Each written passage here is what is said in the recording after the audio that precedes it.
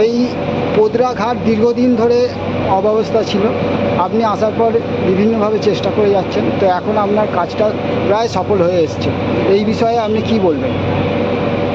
2021 সালে বিধায়ক হওয়ার পর আমি এখানে যখনই আসি, এখানকার মানুষজন তাদের প্রথম সমস্যা যেটা এই ঘাটের ব্যাপারে আমাকে বলেছিলেন যে কলকাতায় যাবার ব্যবস্থা।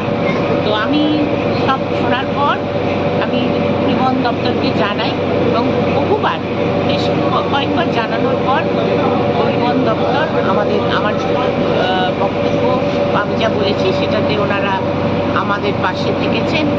এই পোদরা এবং পাঁচপাড়ার মানুষজন থেকে আমার 4টে অঞ্চল, বহু মানুষ এই ফেরি পারাপার করেন, ব্যবসার কাজে যান কলকাতায়, এবং আরও দূরেও অনেক জায়গা আছে, অনুষ্ঠানি এসব জায়গা থেকেও মানুষজন আসেন।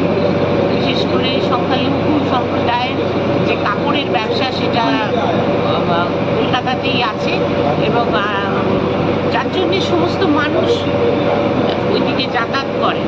তো আমি সেটা যখন বলেছি তাতে অত্যন্ত বেশ কিছু সময় লাগলো, কিন্তু কাজটা তো হলো, খুব ভালোভাবে কাজ হয়েছে। আমার পাশে আমার সব প্রধানরা ছিলেন, জনগণ